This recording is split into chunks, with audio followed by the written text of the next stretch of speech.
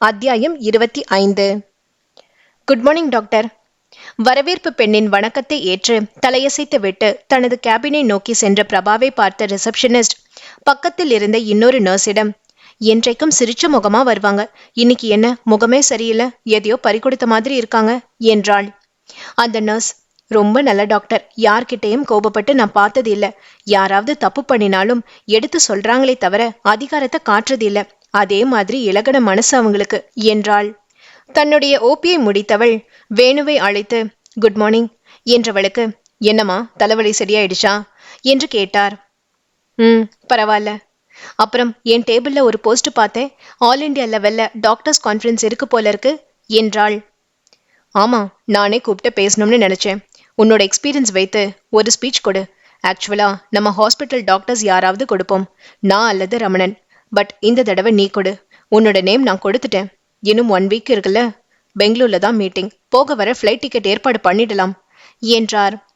தயங்கி டாக்டர் ரமணன் வருவாரா என்று கேட்டவளுக்கு, வருவார்னு நினைக்கிறேன், அது அப்புறம் பார்ப்போம்.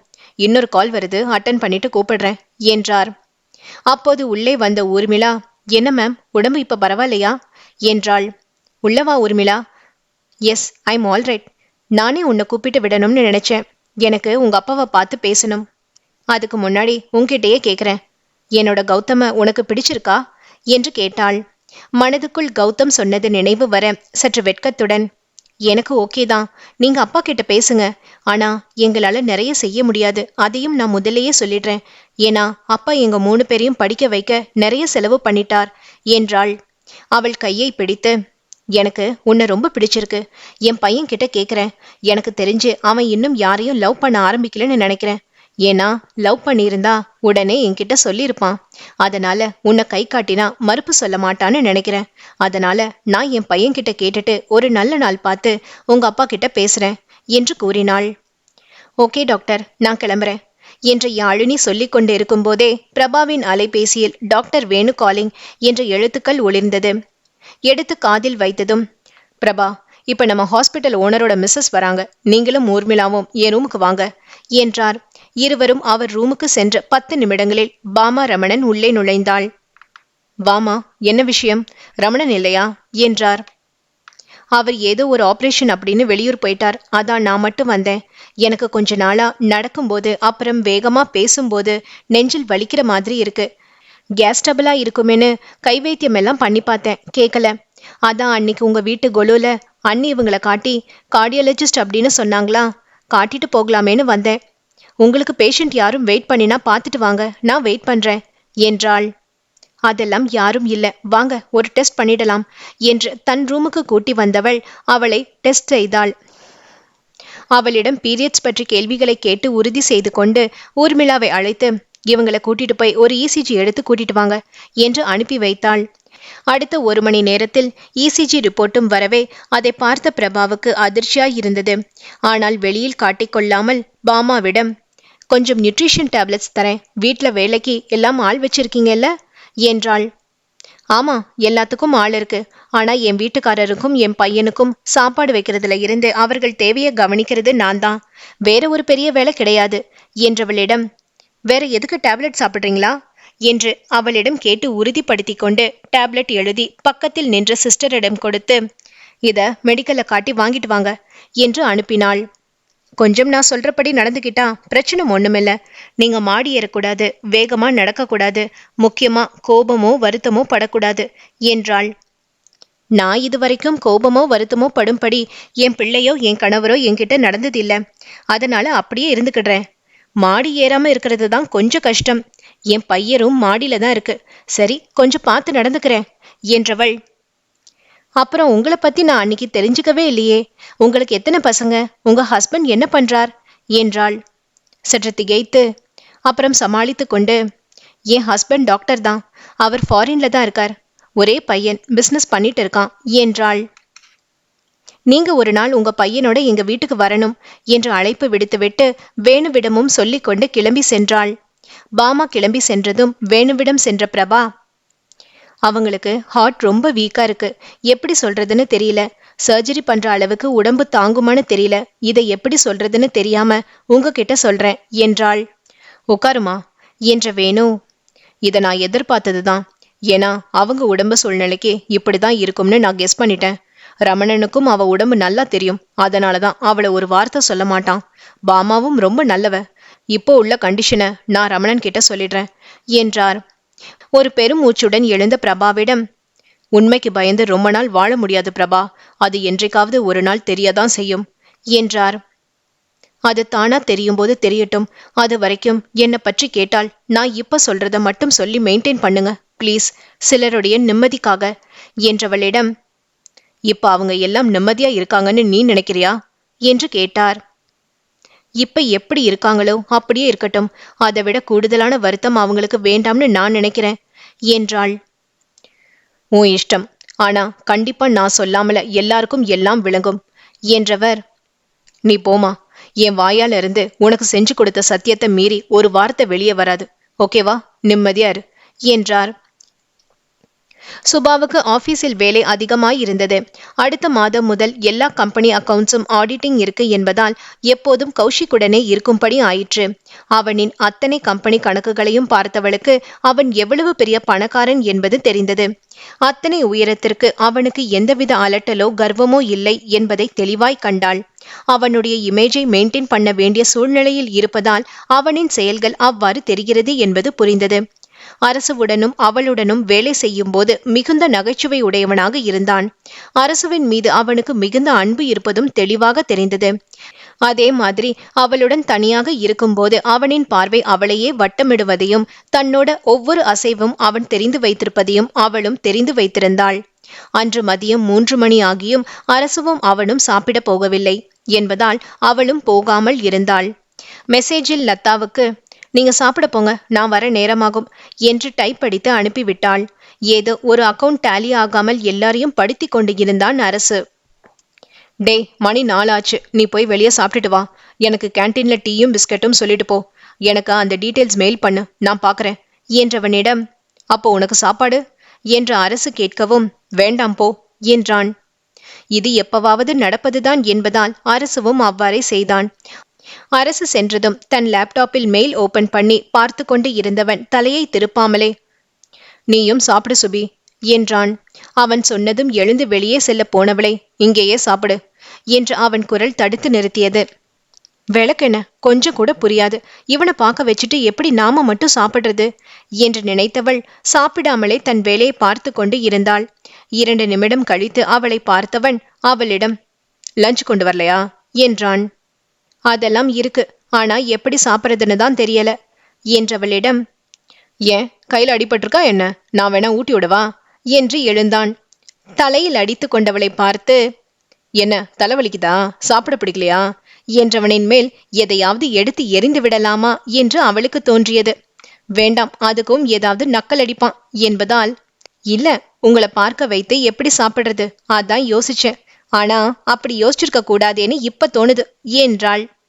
இவ்வளவுதானா? எனக்கு ஒரு வாய் கொடுத்தா நான் கண்ணு போட மாட்டேன். இதுக்கு கூட உனக்கு மனசு வரல பாத்தியா என்றவன் அவள் அருகில் வந்து அவள் டிஃபன் பாக்ஸை எடுத்து, ஏந்தா நீயே கொட்டிக்க, நான் கேட்க மாட்டேன் என்று கூறி கையில் திணித்தான். அதற்குள் கேன்டீனில் இருந்து டீ ஒருவர் கொண்டு வரவும் அவரிடம் ஒரு ஸ்பூன் வாங்கி தன் டிஃபன் பாக்ஸில் இருந்து கொஞ்சம் எடுத்து மூடியில் வைத்து அவனிடம் நீட்டினாள். அவன் ஏறிட்டு பார்க்கவும், எங்க வீட்டு சாப்பாடு எல்லாம் உங்க வீட்டு அளவு வெரைட்டியா இருக்காது என்றவாறு சாப்பிட ஆரம்பித்தாள். அவள் கொடுத்ததை வாயில் போட்டவன், பேஷ் பேஷ், ரொம்ப நன்னா இருக்கு. மாமியார் வீட்டுல விருந்து, அப்ப ஒரு பிடி பிடிச்சிடலாம் என்றவனை கொலை வெறியுடன் பார்த்தாள். உங்களுக்கு போய் கொடுத்தேன் பாருங்க என்று சொல்லிக்கொண்டே கை கழுவ சென்றவளை பின்தொடர்ந்தவன் தானும் கை கழுவி அவள் துப்பட்டாவில் கையை துடைத்தான். ஹலோ, என்ன பண்றீங்க என்று பதறியவளிடம் கூலாக, ரிகர்சல் என்றான். அவனின் குறும்பும் பேச்சும் ஒரு பக்கம் கோபத்தை வரவழைத்தாலும் ஒரு பக்கம் அவளிடம் சிரிப்பை வரவழைத்தது.